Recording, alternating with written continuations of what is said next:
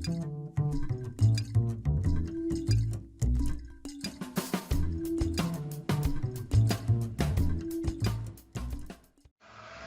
pessoal, bem-vindos mais uma vez no quadro Falando de. Hoje eu estou com o nosso entrevistado, professor pesquisador, o Odair. Ele vai se apresentar um pouquinho agora. Também está acompanhando a gente o Gustavo, quem ajudou a executar toda a parte de programação do nosso projeto. E eu vou deixar o professor se apresentar, falar um pouquinho mais sobre ele. Legal, obrigado pela oportunidade. Então, eu sou o Odair Aparecido Fernandes, professor na Unesp, Universidade Estadual Paulista, do campus de Jaboticabal. Então, estou aqui no norte do estado de São Paulo. Estamos numa região em que a cultura da cana-de-açúcar é extremamente importante. Eu sou engenheiro agrônomo de formação e estou ligado a uma escola de agronomia. E a minha área de trabalho é a entomologia. Eu trabalho com os insetos e meu maior interesse é trabalhar com o controle de pragas agrícolas, com destaque aí principalmente para as culturas da cana-de-açúcar, milho, amendoim e soja, as chamadas grandes culturas. Muito bacana, professor.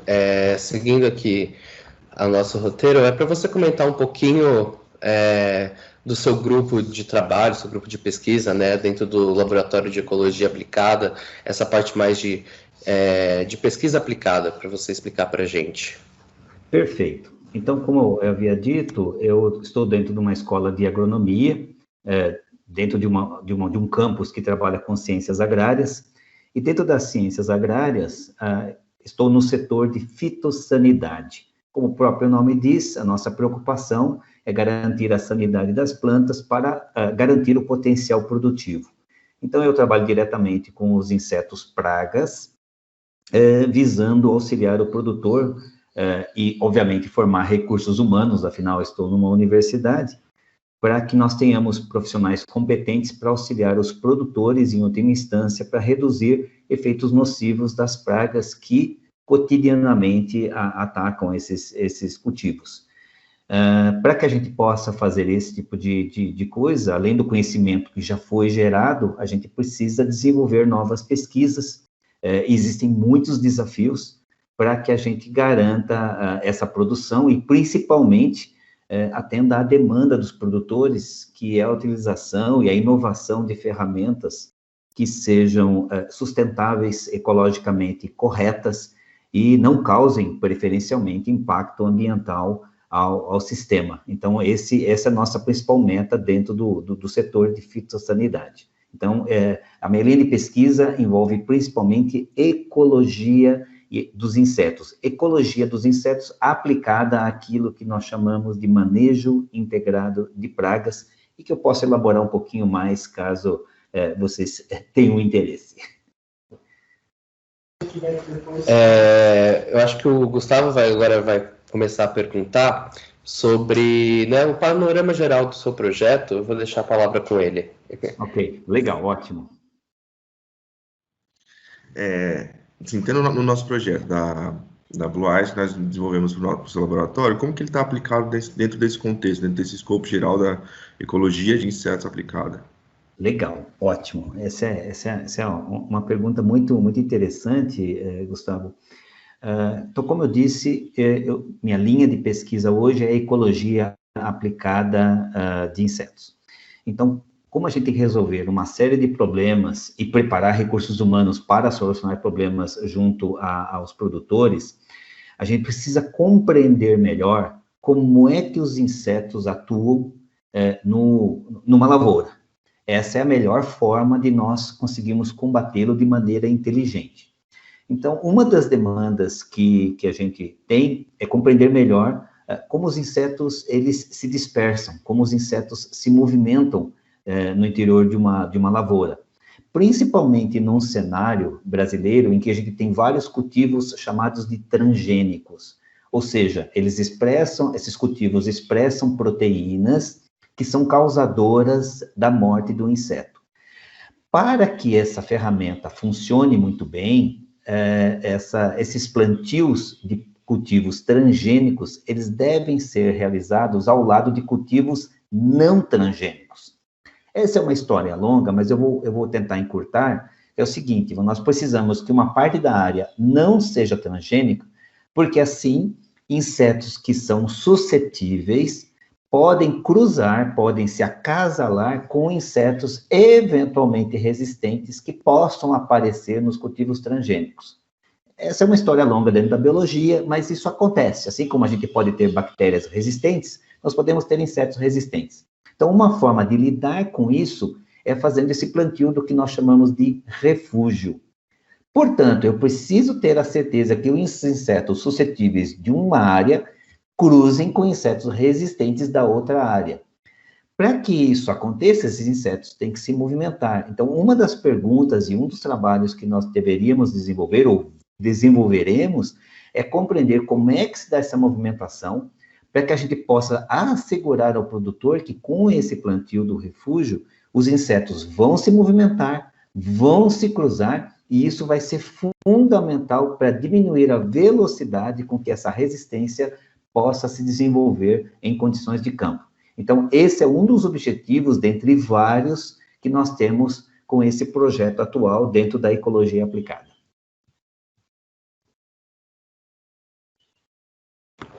Perfeito, professor. Eu vou dar continuidade na pergunta do Gustavo, né? Querendo explorar a parte dos desafios que você teve dentro do seu projeto. Para você comentar um pouquinho como que foi, que a gente basicamente teve duas partes, né? Eu diria que a estruturação do programa, né, de análise, e a parte física, né, dos equipamentos. Eu queria que você comentasse um pouquinho sobre elas. Legal. Para poder responder isso para vocês, isso é um ponto muito importante. Eu queria voltar só um pouquinho, porque às vezes as pessoas não têm ideia de como é que se faz esse tipo de estudo. E não é uma coisa tão simples para se fazer. Afinal, saber para onde um inseto vai, a gente sabe, o inseto tem tamanhos pequenos. Estamos falando do inseto-alvo do nosso trabalho, uma mariposa que tem aí alguma coisa em torno de 4, 5 centímetros de comprimento. Então, um inseto pequeno.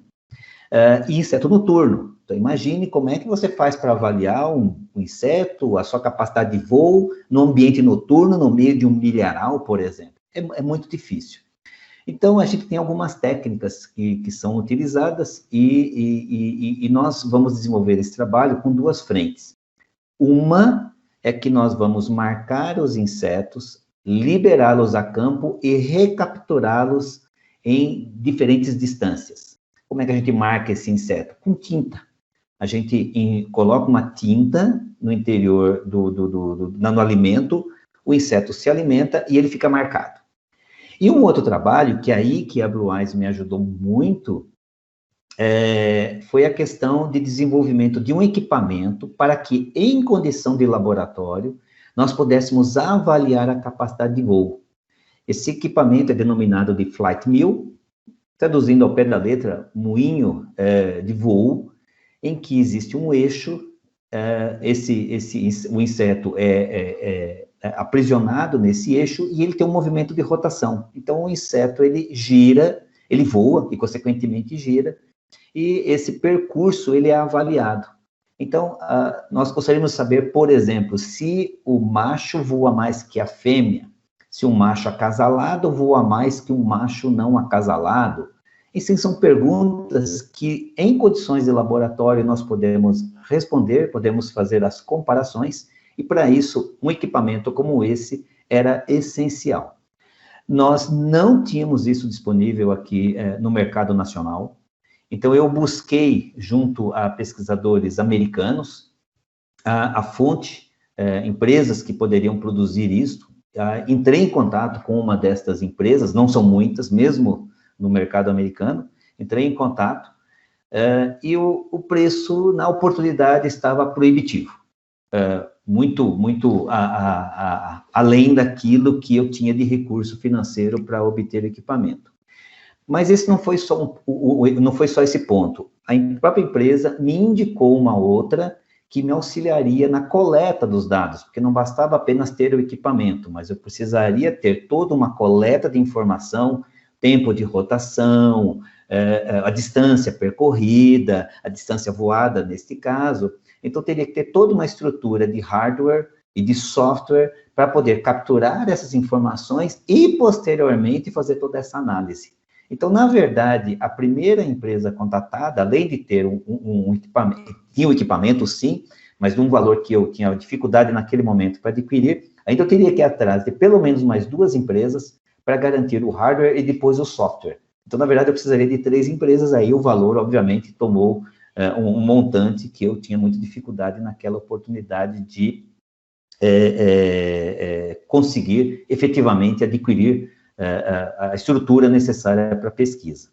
Mas foi interessante que uma dessas empresas me pediu para que eu contatasse a sua afiliada no Brasil. E essa afiliada no Brasil acabou me indicando a Blue Eyes.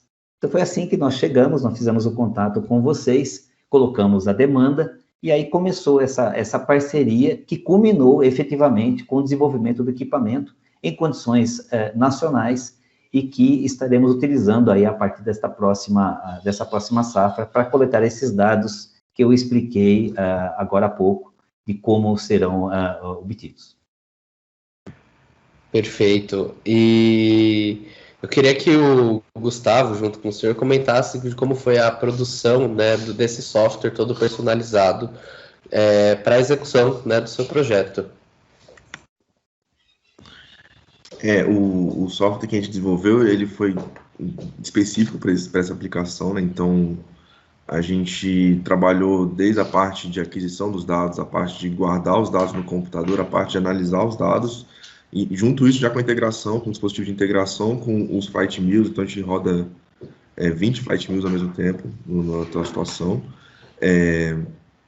Acho que a parte interessante é como isso tudo está agrupado, né? Tudo isso veio num software só, num pacote só, junto com a integração dos hardwares, certo, professor? Então acho que isso facilita de uma certa forma, né?